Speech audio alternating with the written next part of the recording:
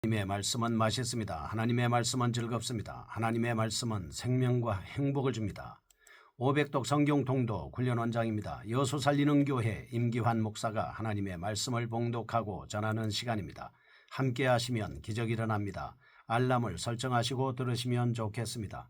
본 방송은 유튜브에서 성경 통독 임기환 검색하시고 구독하시면 계속되는 하나님의 말씀 업데이트를 통해서 은혜 받으실 수 있습니다. 오늘은 이사야 30장을 봉독합니다. 그리고 말씀을 전하겠습니다. 이사야 30장. 여호와께서 이르시되 패역한 자식들은 화 있을진저 그들이 계교를 베푸나 나로 말미암지 아니하며 명약을 맺으나 나의 영으로 말미암지 아니하고 죄의 죄를 더하도다.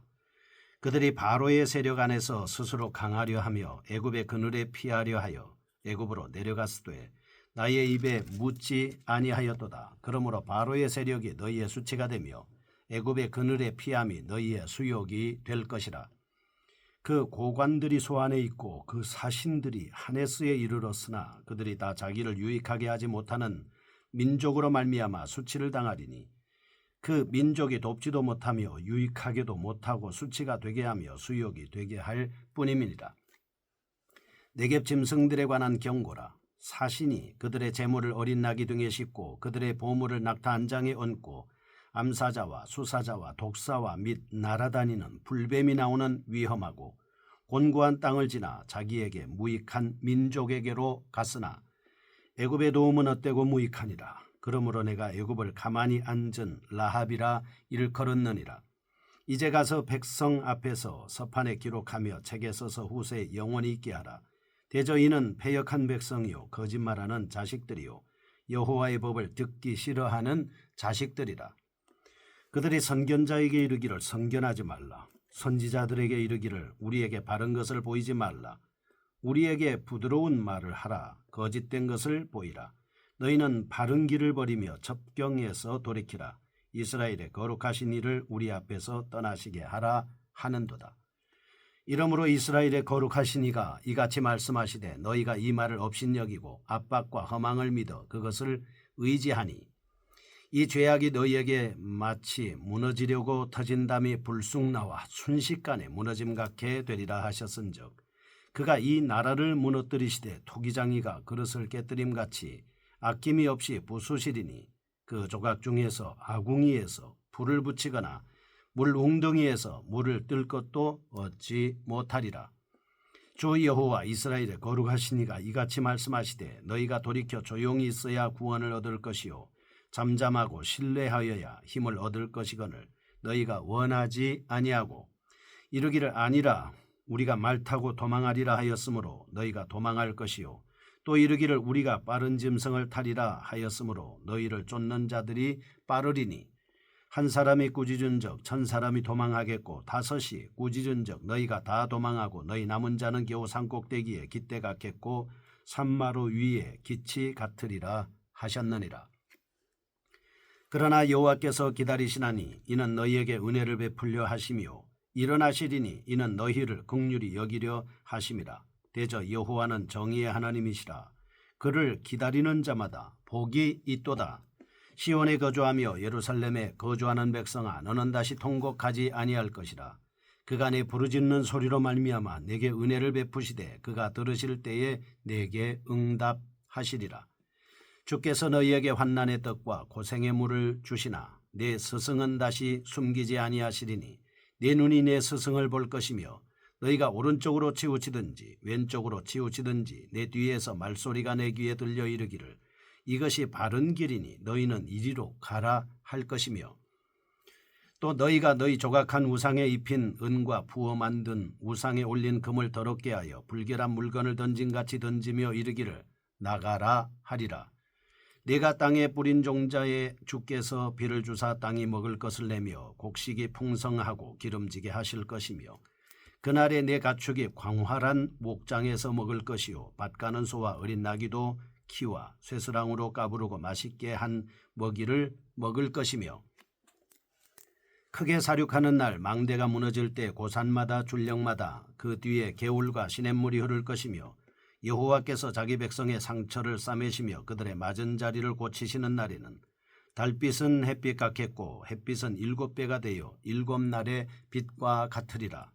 보라, 여호와의 이름이 원방에서부터 오되 그의 진노가 불붙듯 하며 빽빽한 연기가 일어나듯 하며 그의 입술에는 분노가 찼으며 그의 혀는 맹렬한 불 같으며 그의 호흡은 마치 장일하여 목에까지 미치는 하수 같은즉 그가 멸하는 키로 열방을 까부르며 여러 민족의 입에 미혹하는 재갈을 물리시리니 너희가 거룩한 절기를 지키는 밤에 하듯이 노래할 것이며 피리를 불며 여호와의 산으로 가서 이스라엘의 반석에게로 나아가는 자같이 마음에 즐거워할 것이라.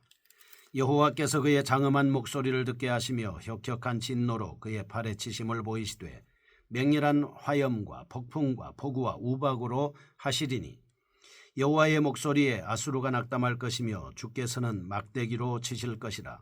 여호와께서 예정하신 몽둥이를 아수르 위에 더하실 때마다 소고를 치며 수금을 탈 것이며 그는 전쟁 때에 팔을 들어 그들을 치시리라.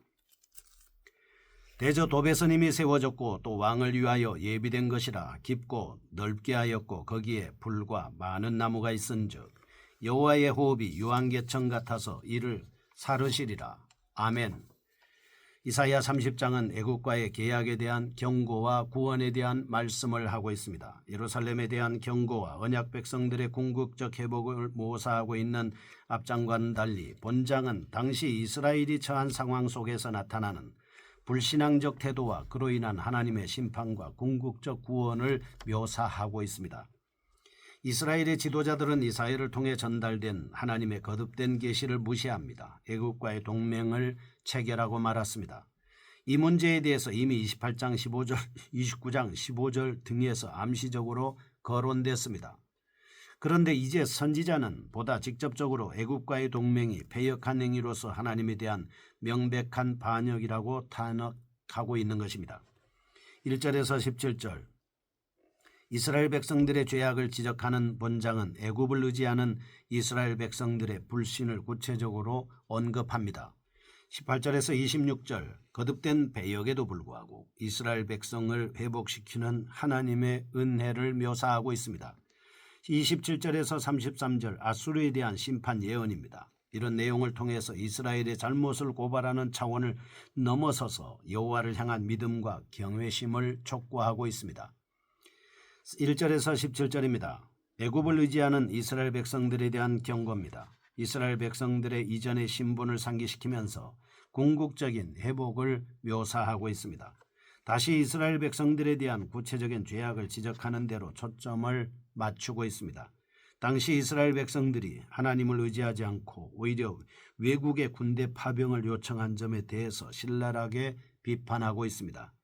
왜냐하면 이러한 행위는 하나님을 무시하는 만홀히 여기는 불신앙적 태도이기 때문입니다. 1절에서 7절 이스라엘의 죄악을 지적하는 본단락은 애굽에 대한 의지가 매우 허무한 결과를 가져올 것이라는 내용입니다. 8절에서 11절 당시 이스라엘의 영적 상태를 드러내주고 있습니다. 12절에서 17절 이스라엘에게 이 말 형벌과 남은 자에 대한 구원을 밝히고 있습니다. 1절에서 7절입니다. 하나님에 대한 불신앙적 태도는 세상의 힘을 의지하는 것으로 나타나게 돼 있습니다. 이스라엘은 아수르와 대항하기 위해서 하나님을 의지하지 않았습니다. 애굽 군대의 힘을 통해 난국을 극복하려고 시도하였습니다. 이러한 사실을 선지자는 하나님에 대한 반역으로 규정하고 신랄하게 비판하고 있습니다. 왜냐하면 애굽과의 동맹은 단지 정치적인 의미만을 갖는 것이 아니라 영적 의식의 결여를 나타내고 있기 때문입니다. 1절과 2절 계교를 베푸나 나로 말미암지 아니하며 맹약을 맺으나 나의 신으로 말미암지 아니하였음이로다 라고 표현하고 있습니다. 이스라엘은 하나님 대신 애굽을 선택하는 치명적인 범죄를 자행한 것입니다. 8절에서 11절입니다. 불신앙적 자세는 극도의 윤리적 타락을 수반합니다. 번서 기자는 하나님을 신뢰하지 않았습니다. 세상을 의지하는 이스라엘 백성들의 태도가 얼마나 심각한 범죄를 유발하고 있는지를 설명해 주고 있습니다. 당시 하나님의 말씀을 가감없이 백성들에게 전하는 직책을 갖고 있었던 선지자와 선견자들에 대한 이스라엘 백성들의 반응을 볼 때 얼마나 하나님의 말씀에 무감각하며 윤리적으로 타락해 있는가를 보여주고 있습니다. 셋째, 12절에서 17절. 하나님께서는 유다를 심판하심으로써 불신앙의 결과를 분명히 보여주고 있습니다. 13절에서 14절. 하나님을 떠나 타락한 이스라엘은 결국 예상치 못한 돌발적인 시점에 돌이킬 수 없을 만큼 완전히 멸망하게 될 것입니다. 선지자는 이러한 파멸이 결국 세속적인 힘을 의지하는 교만의 기인함을 분명히 보여주고 있습니다. 그러므로 하나님의 백성은 선줄로 생각하지 말고 오직 하나님을 신뢰하는 마음을 가져야 합니다. 18절에서 26절 여호와의 구원입니다. 애굽을 의지하는 이스라엘 백성들의 불신앙적 자세를 지적하고 파멸을 선고했던 이사야 선지자는 본달락에서 분위기를 여호와의 위대한 회복을 매우 아름답게 묘사하고 있습니다. 첫째, 본달락은 하나님의 사랑과 공의의 관계에 대해서 말해주고 있습니다.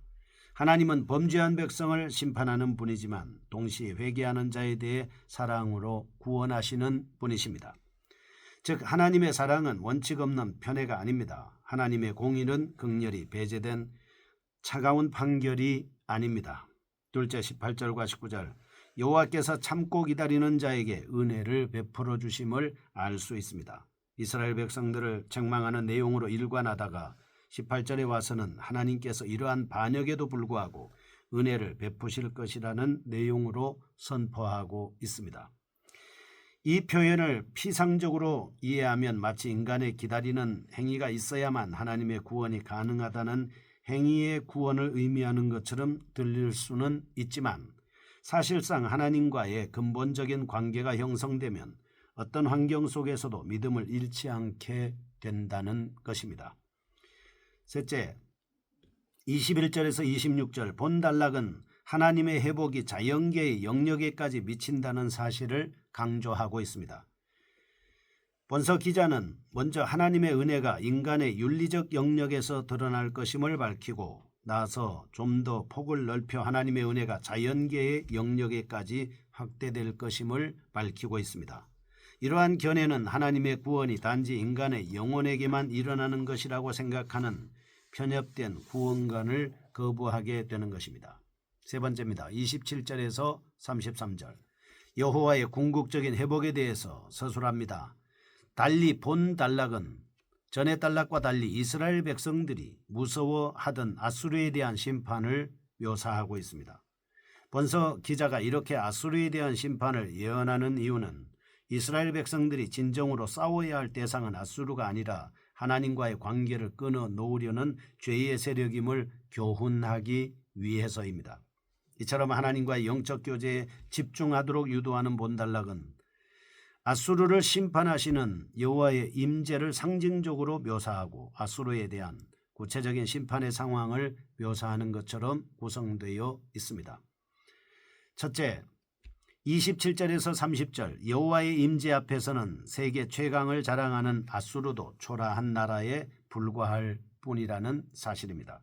둘째, 31절에서 33절 여호와의 아수르에 대한 심판은 돌발적인 것이 아니라 이미 하나님의 예정 가운데 있었던 사건입니다.